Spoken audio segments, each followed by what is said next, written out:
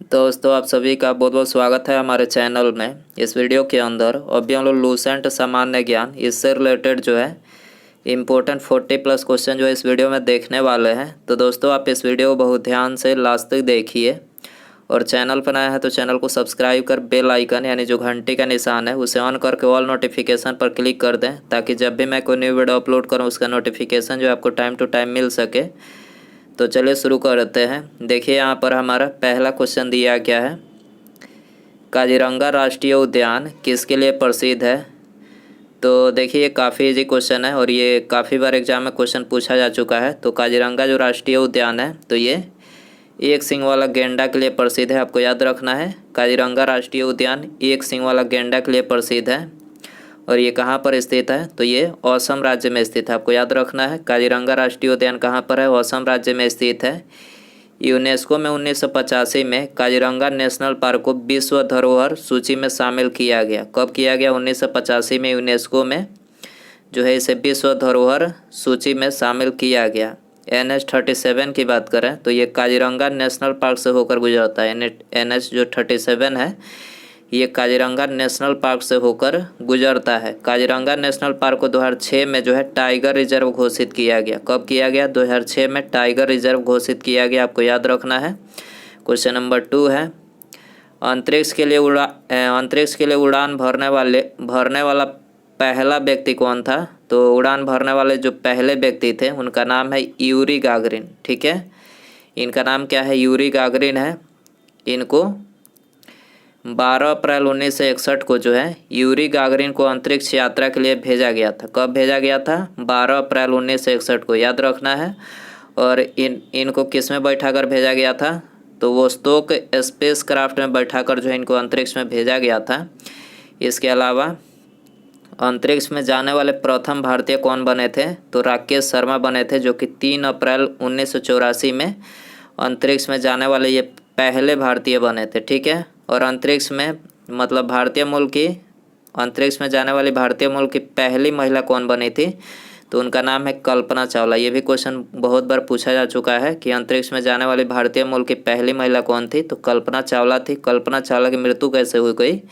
तो देखिए इनकी मृत्यु जो है 1 फरवरी 2003 को अंतरिक्ष यान कोलंबिया के मिशन STS 107 के वातावरण में पुनः प्रवेश के कुछ देर बाद नष्ट हो जाने के कारण से, मतलब ये जो मिशन था कोलंबिया ये नष्ट हो गया वातावरण में पुनः प्रवेश करने के बाद। STS 107 के वातावरण में पुनः प्रवेश करने के दौरान जो है इनकी मृत्यु हुई है। तो याद रखना है। अगला क्वेश्चन देखते हैं, कोशिका की ऊर्जा इकाई यानी एनर्जी करेंसी को क्या कहा जाता है इसको? तो इसको जो है ATP कहा जाता है। ठीक है, करेक्ट आंसर ऑप्शन C हो जाएगा। क्वेश्चन नंबर 4 है, प्रकाश संश्लेषण की प्रक्रिया के दौरान कौन सी गैस उत्पन्न होती है? वेरी इंपॉर्टेंट क्वेश्चन, आप सभी को पता ही है। जब प्रकाश संश्लेषण होता है तो पेड़ पौधे क्या करते हैं? CO2 ग्रहण करते हैं। ठीक है, CO2 ग्रहण करते हैं, ऑक्सीजन छोड़ते हैं। तो उत्पन्न कौन सी गैस होती है? ऑक्सीजन। याद रखना है। भारत ने पोखरण में पहला नाभिकीय परीक्षण कब किया था? भारत ने पोखरण में पहला नाभिकीय परीक्षण कब किया था? 18 मई 1974 को किया था। ठीक है, करेक्ट आंसर ऑप्शन A हो जाएगा। क्वेश्चन नंबर 6 है, भारत सरकार द्वारा राष्ट्रीय हरित प्राधिकरण की स्थापना कब की गई थी? भारत सरकार द्वारा राष्ट्रीय हरित प्राधिकरण की स्थापना कब की गई थी? तो देखिए इसकी स्थापना जो है 2010 में किया गया था। ठीक है, ऑप्शन C करेक्ट हो जाएगा। क्वेश्चन नंबर, इसके अलावा राष्ट्रीय हरित प्राधिकरण इसको अंग्रेजी में क्या बोला जाता है? शॉर्ट फॉर्म में NGT बोला जाता है। और NGT का फुल फॉर्म क्या होता है? National green tribunal. ठीक है, इसको अंग्रेजी में बोला जाता है राष्ट्रीय हरित प्राधिकरण। इसका मुख्यालय पूछा जाए कहाँ पर है? नई दिल्ली में इसका मुख्यालय है। ठीक है, क्वेश्चन नंबर 7 है, जल एवं अघुलनशील पदार्थों के मिश्रण के भारी अघुलनशील घटकों के नीचे बैठ जाना क्या कहलाता है? जल एवं अघुलनशील पदार्थों के मिश्रण के भारी घुलनशील घटकों का नीचे बैठ जाना क्या कहलाता है? तो नीचे बैठ जाना अवसादन कहलाता है। करेक्ट आंसर ऑप्शन A हो जाएगा। क्वेश्चन नंबर 8 है, निम्नलिखित में से कौन सी विश्व के सबसे लंबे वृक्षों की प्रजाति है? विश्व के सबसे लंबे वृक्षों की प्रजाति कौन सी है? तो ये है रेडवुड। ठीक है, करेक्ट आंसर C हो जाएगा। क्वेश्चन नंबर 9 है ESS एक कंप्यूटर आधारित प्रणाली है जो उपयोगकर्ताओं को उद्यमिता संबंधी आंकड़ों को रूपांतरित करने में सक्षम बनाती है। ESS का पूर्ण रूप क्या है? तो देखिए इसका जो पूर्ण रूप है वो है executive sports system. Executive sports system जो है ESS का पूर्ण रूप है, तो ऑप्शन डी यहाँ पर करेक्ट हो जाएगा। क्वेश्चन नंबर 10 है एंटोमोफिली परागन इनमें से किसकी मदद से होता है? तो ये जो होता है कीट की मदद से। ठीक है, करेक्ट आंसर ऑप्शन ए हो जाएगा। क्वेश्चन नंबर 11 है प्रकृति में पाए जाने वाले धातु यौगिक को क्या कहा जाता है? प्रकृति में पाए जाने वाले धातु यौगिक को क्या कहा जाता है? तो देखिए इसको जो है खनिज कहा जाता है। करेक्ट आंसर ऑप्शन ए हो जाएगा। झेलम का युद्ध किसने जीता? झेलम का युद्ध किसने जीता? सिकंदर ने जीता। करेक्ट आंसर ऑप्शन सी हो जाएगा। झेलम की बात करें तो झेलम का युद्ध जो है इसको हाइडेस्पिज युद्ध के नाम से भी जाना जाता है। हाइडेस्पिज, ठीक है, याद रखना है, इस नाम से जाना जाता है। हाइडेस्पिज का युद्ध कब हुआ था? 326 BC में हुआ था। ठीक है, हाइडेस्पिज के युद्ध में सिकंदर ने राजा पोरस को पराजित किया था। सिकंदर के आक्रमण के समय भारत में 28 गणराज्य का जो है उल्लेख मिलता है। ठीक है, जिस टाइम पर सिकंदर आक्रमण किया था उस समय भारत में 28 गणराज्य का उल्लेख मिलता है। सिकंदर जो था ये भारत में 19 माह तक जो है निवास किया था। याद रखना है 19 माह तक। प्रधानमंत्री मुद्रा योजना की किशोर श्रेणी के संबंध में इनमें से कौन सा कथन सत्य है?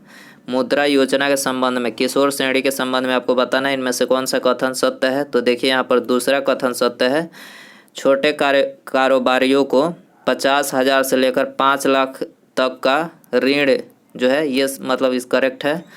क्वेश्चन नंबर 14 है भारतीय संविधान के किस अनुच्छेद में सार्वभौमिक वयस्क मताधिकार का प्रावधान दिया गया है? सार्वभौमिक वयस्क मताधिकार किस में दिया गया है? तो ये दिया गया है ऑप्शन डी में 326 में दिया गया है। डी आंसर हो जाएगा।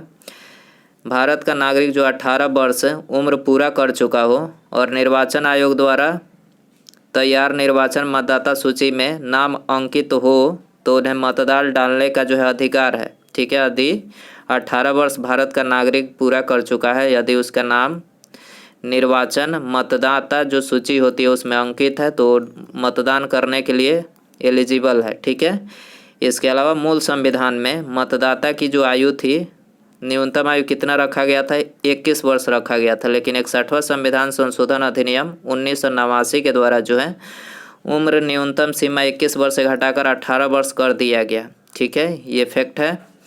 इसके अलावा संविधान का जो अनुच्छेद 326 है इसका संबंध लोकसभा और राज्यों की विधानसभाओं के लिए निर्वाचन का वयस्क मताधिकार के आधार पर करने से है। तो ये भी बातें आपको याद रखनी है। अगला क्वेश्चन देखते हैं भारतीय वायुसेना की स्थापना कब की गई थी? Very important question. भारतीय वायुसेना इसकी स्थापना 8 अक्टूबर 1932 को किया गया था। ऑप्शन बी करेक्ट हो जाएगा।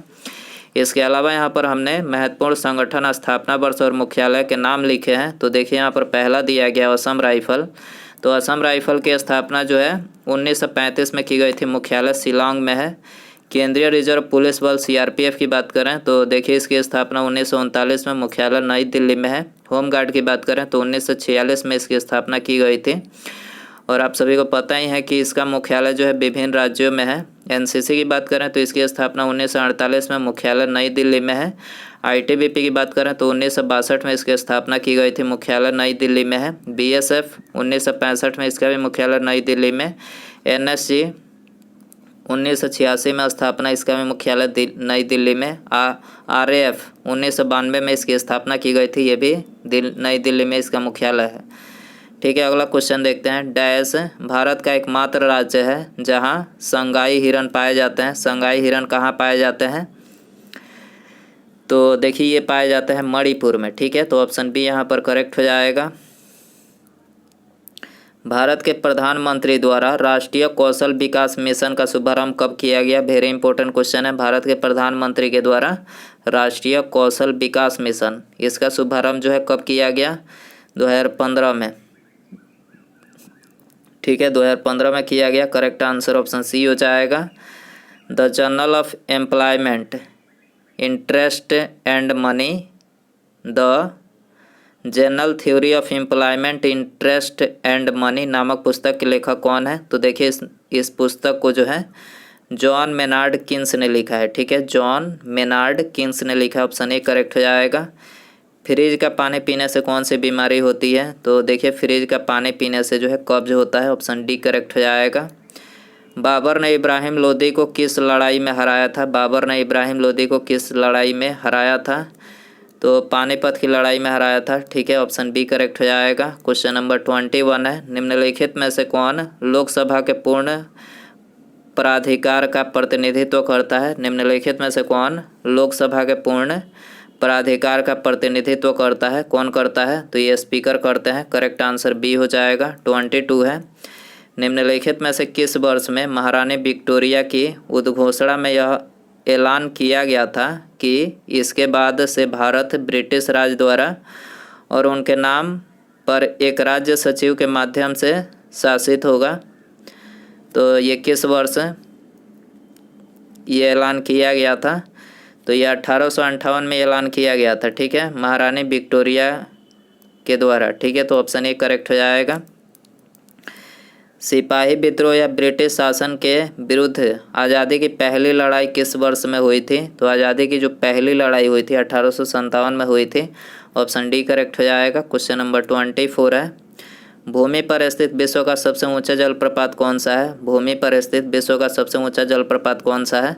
तो सबसे ऊंचा जो जलप्रपात है एंजल जलप्रपात है। करेक्ट आंसर ये हो जाएगा। 25 है, निम्नलिखित में से कौन सा राष्ट्र द्वितीय विश्व युद्ध में धुरी शक्तियों का हिस्सा था? कौन सा राष्ट्र द्वितीय विश्व युद्ध में धुरी शक्तियों का हिस्सा था? तो ये था जर्मनी। ठीक है, जर्मनी था। ऑप्शन बी करेक्ट हो जाएगा। 26 है, भारतीय संविधान के किस अनुच्छेद में यह उल्लेखित है कि राज्य न्यायपालिका को लोक सेवाओं में कार्यरत कार्यपालिका से पृथक करने हेतु कदम उठाएगा? तो ये कौन से अनुच्छेद में उल्लेखित है? तो देखिए अनुच्छेद 50 में उल्लेखित है कि राज्य न्यायपालिका को लोक सेवाओं में कार्यरत कार्यपालिका से पृथक करने हेतु कदम उठाएगा। तो ऑप्शन बी यहाँ पर करेक्ट हो जाएगा। दोस्तों वीडियो पसंद आ रहा है तो प्लीज़ वीडियो को लाइक करें, अपने दोस्तों में शेयर कर दें और चैनल पर नया है तो चैनल को सब्सक्राइब करके बेल आइकन प्रेस करें ताकि जब भी मैं कोई नई वीडियो अपलोड करूं उसका नोटिफिकेशन मिले आपको। अगला क्वेश्चन देखते हैं, हवा महल का निर्माण किसने करवाया था? वेरी इंपॉर्टेंट क्वेश्चन है। तो हवा महल का निर्माण जो है महाराजा स्वाई प्रताप सिंह ने करवाया था। ऑप्शन ए करेक्ट हो जाएगा।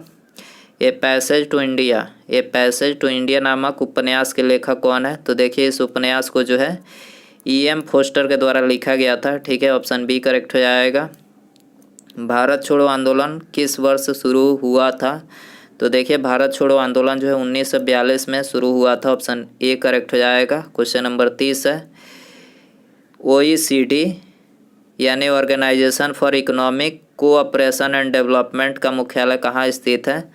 तो OECD का जो मुख्यालय है ये पेरिस में स्थित है। ऑप्शन बी करेक्ट हो जाएगा। अमीर खुसरो का जन्म उत्तर प्रदेश में हुआ था। कहाँ पर हुआ था? उत्तर प्रदेश में पटियाली में हुआ था। ठीक है, ऑप्शन डी यहाँ पर करेक्ट हो जाएगा। द इंडियन स्ट्रगल नामक पुस्तक के लेखक कौन है? तो देखिए इस पुस्तक को जो है सुभाष चंद्र बोस के द्वारा लिखा गया है। ऑप्शन डी करेक्ट हो जाएगा। विश्व की सबसे लंबी नदी कौन सी है? तो विश्व की सबसे लंबी नदी आप सभी को पता ही होगा, नील नदी है। ठीक है, करेक्ट आंसर सी हो जाएगा। माउंट एवरेस्ट पर चढ़ने वाली पहली भारतीय महिला कौन थी? तो ये भी काफ़ी इंपॉर्टेंट क्वेश्चन है। बछेंद्री पाल माउंट एवरेस्ट पर चढ़ने वाली पहली भारतीय महिला थी। ठीक है, ये आंसर हो जाएगा। माउंट एवरेस्ट की ऊंचाई कितनी है? 8848 पॉइंट कुछ है, 8848 पॉइंट कुछ है मीटर इसकी ऊंचाई है, आपको याद रखना है। भारतीय तट रेखा की लंबाई कितनी है? तो 7500 किलोमीटर। भारतीय तट रेखा की लंबाई कितनी है? 7500 किलोमीटर। ऑप्शन सी करेक्ट हो जाएगा। माजुली संसार का सबसे बड़ा नदी द्वीप किस राज्य में स्थित है? तो देखिए माजुली जो है असम राज्य में स्थित है। ऑप्शन बी करेक्ट हो जाएगा। निम्नलिखित में से किस राज्य की तट रेखा सबसे लंबी है? तो तट रेखा सबसे लंबी जो है गुजरात राज्य की है। ऑप्शन सी करेक्ट हो जाएगा। कंचनजंगा स्थित है, कहाँ पर स्थित है? तो कंचनजंगा जो है सिक्किम में स्थित है। ऑप्शन बी करेक्ट हो जाएगा। भारत में सबसे घनी आबादी वाला राज्य है? तो भारत में सबसे घनी आबादी वाला जो राज्य है वो है बिहार राज्य। ठीक है, ऑप्शन बी यहाँ पर करेक्ट हो जाएगा। अगला क्वेश्चन है, देशों के निम्नलिखित समूहों में से किसके साथ अरुणाचल प्रदेश की साझी सीमाएं हैं? तो अरुणाचल प्रदेश की जो साझी सीमाएं हैं किन देशों के साथ करती है? तो भूटान, चीन और म्यांमार। ठीक है, ऑप्शन सी यहाँ पर करेक्ट हो जाएगा। अगला क्वेश्चन है, भारत का सबसे बड़ा राज्य कौन सा है? तो देखिए, भारत का जो सबसे बड़ा राज्य हुआ है राजस्थान। ठीक है, राजस्थान जो है भारत का सबसे बड़ा राज्य है। अगला क्वेश्चन है, कामाख्या मंदिर किस राज्य का महत्वपूर्ण पर्यटन स्थल है? कामाख्या मंदिर जो है किस राज्य का महत्वपूर्ण पर्यटन स्थल है? तो देखिए, ये है असम राज्य का। ठीक है, तो ऑप्शन बी यहाँ पर करेक्ट है। इसके अलावा आप लोगों के लिए होमवर्क कुछ क्वेश्चन पूछ लेते हैं। देखिए, क्वेश्चन है आपके लिए, उपनिषदों की संख्या कितनी है? आपको बताना है, ये आपके लिए होमवर्क क्वेश्चन रहेगा। उपनिषदों की संख्या कितनी है? एक और क्वेश्चन पूछ लेते हैं, पुराणों की संख्या कितनी है? तो इन दोनों क्वेश्चन को यदि आपको इसका आंसर पता हो तो कमेंट में ज़रूर बताएं। उपनिषदों की संख्या और पुराणों की संख्या अभी कितनी है, इन दोनों का आंसर कमेंट बॉक्स में ज़रूर बताएं। और वीडियो पसंद आया तो प्लीज़ वीडियो को लाइक करें, अपने दोस्तों में शेयर करें, और चैनल पर नया है तो चैनल को सब्सक्राइब करके बेल आइकन प्रेस करें। ठीक है, आगे आने वाली वीडियो का नोटिफिकेशन पाने के लिए। ठीक है, तो मिलते हैं अगले वीडियो में। नमस्कार, जय हिंद, जय भारत।